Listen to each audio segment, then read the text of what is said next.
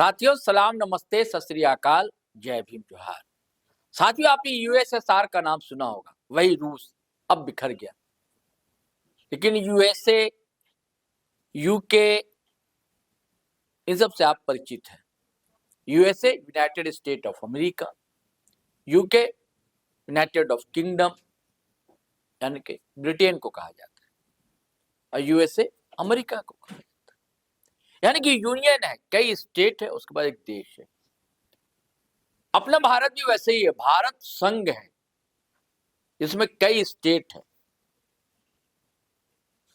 तो कुछ स्थितियां ऐसी हो रही है अपने देश में, क्या संघ और केंद्र के बीच तनाव की स्थिति देखने को मिल रही है। बंगाल में आपने देखा, ईडी ने एक जगह छापा मारा।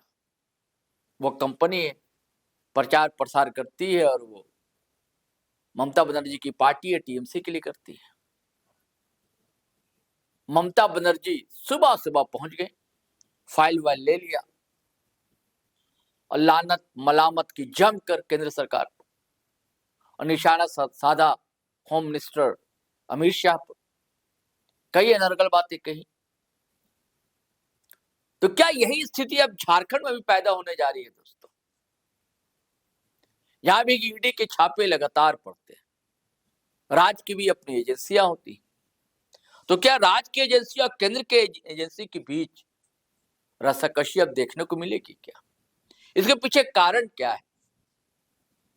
आज देखिए, आज ईडी कार्यालय जो है झारखंड की राजधानी रांची में, एयरपोर्ट रोड में, ये वीडियो आप देख रहे हैं, वहां पहुंच जाती है झारखंड की पुलिस। हंगामा मचना था, मच गया।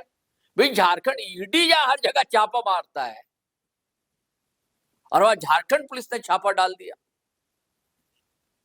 कैमरे दमकने लगे, चमकने लगे। इसके पीछे की कहानी यह है दोस्तों कि कुछ दिनों पहले एफआईआर एक दर्ज हुई एयरपोर्ट थाना। पेयजल विभाग के क्लर्क हैं, उनसे पूछताछ की गई थी, ईडी अधिकारियों ने किया था और उन्होंने जो एफआईआर दर्ज कराई, ईडी अधिकारियों पर आरोप लगाया। आरोप यह कि पूछताछ के दौरान हमें टॉर्चर किया गया, ये आरोप, और इसी के लिए पुलिस ने दबिश दे दी ईडी कार्य। अब ऐसा होना क्या था? राजनीति, जहां मौसम ठंड है, राजनीति ने उसमें उबाल ला दिया और देखते देखते झारखंड का तापमान गर्मा गया है दोस्तों।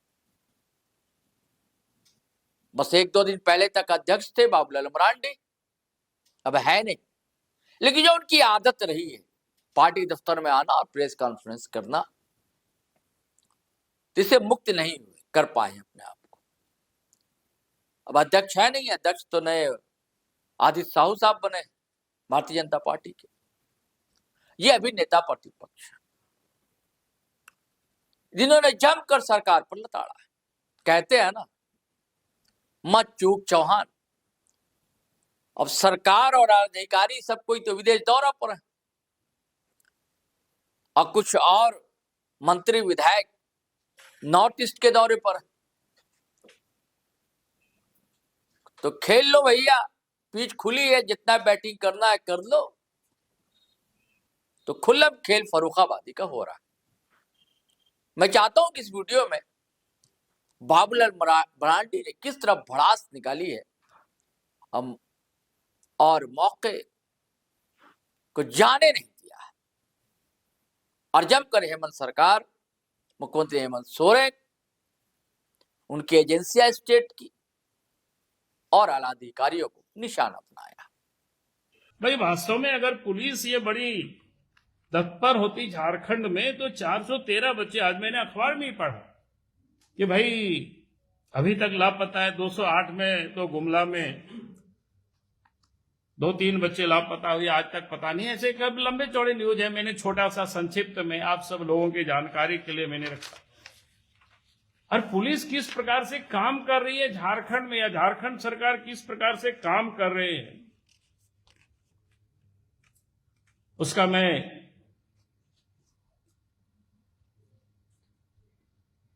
मतलब एसीबी का आप सबको ध्यान में है, एसीबी ने किस प्रकार से तत्परता से इतना एक्टिव दिखाया, जिसमें विनय चौबे एंड और कंपनियों को गिरफ्तारी हुई। और गिरफ्तारी होने के बाद भाई 90 दिनों तक चार्जशीट सबमिट नहीं किया। और इस कारण से उसमें जो मुख्य आरोपी था विनय चौबे, सुधीर कुमार दास, सुधीर कुमार फाइनेंस और मार्सन कंपनी के जो कर्मचारी नीरज कुमार थे, यानी चार्जशीट सबमिट नहीं किया, इस डिफॉल्ट के कारण इन लोगों को बेल मिल गई। भाई आप जिस तत्परता से उनको गिरफ्तार करते हैं, ये लोगों ने आर्थिक अपराध किया है, तो आपको क्या करना चाहिए? बिल्कुल 90 दिनों के अंदर चार्जशीट सबमिट करना चाहिए। उसके लिए पुलिस को, उसके लिए एसीबी को लगना चाहिए। आज एसीबी के डीजी कौन है, एडीजी कौन है, आप सब लोग ध्यान दीजिए। भैया क्या तमाशा हो रहा है। उसके बाद भी एसीबी ने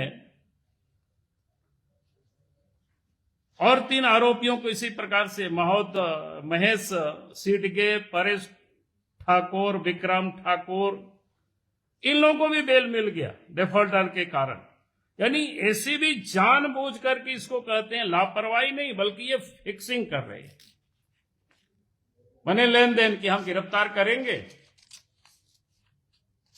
और पैसा से लेन देन हो जाएगी, ताकि 90 दिन में चार्जशीट सबमिट नहीं होगा, उनको बेल मिल जाएगा, आराम से फिर घूमेंगे।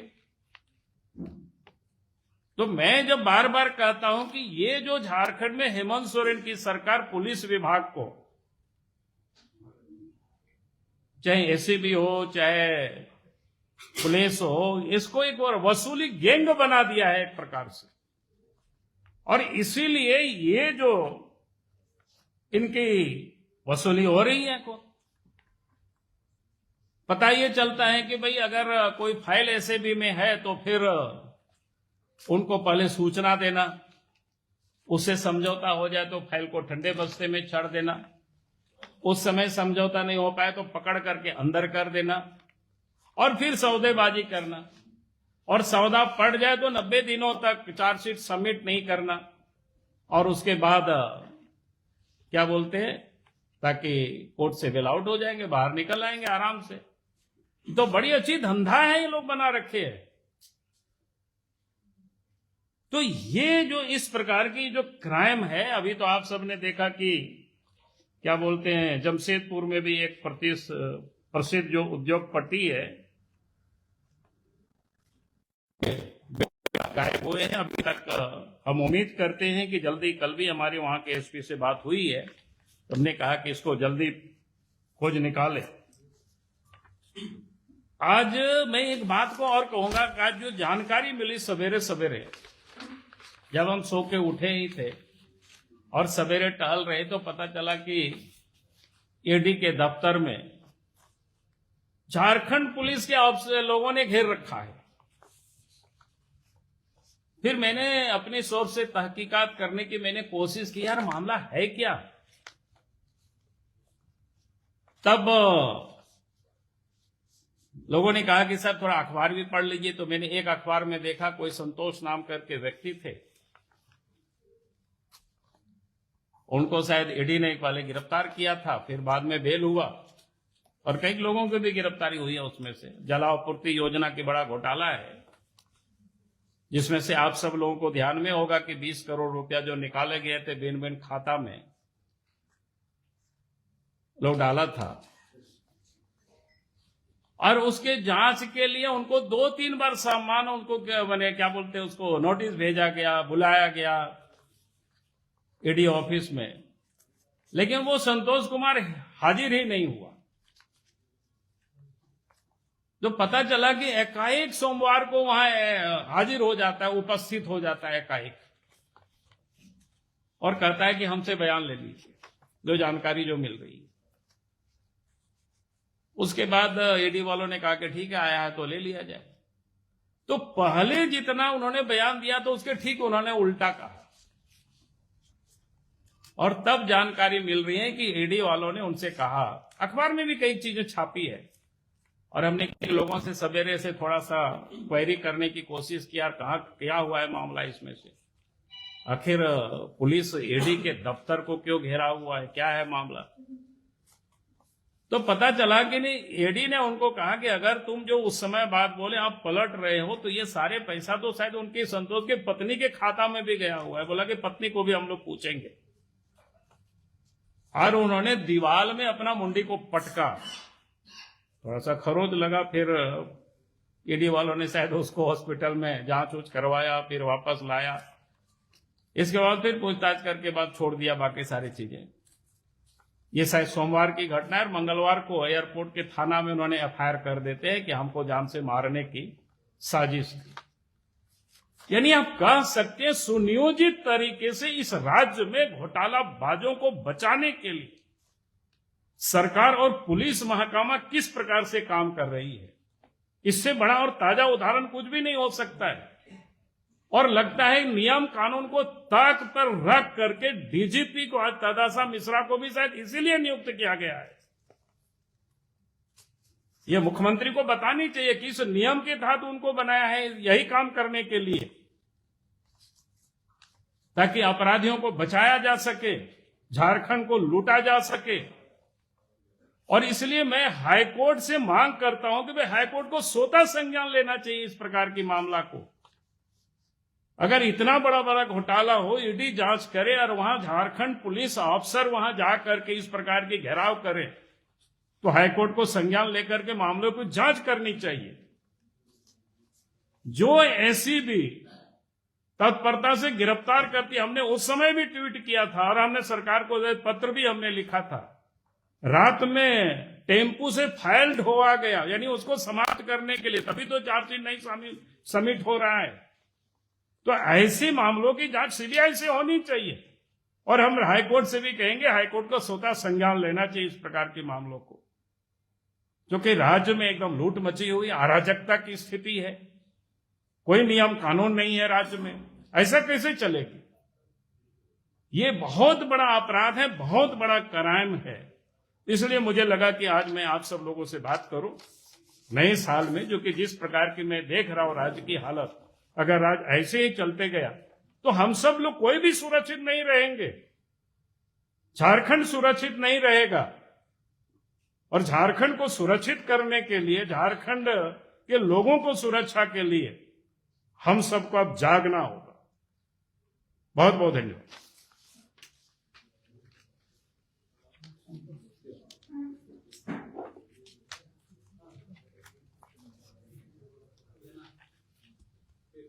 चलिए, बहुत बहुत। तो साथियों, आपने बाबूलाल मरांडी की बातें सुनी।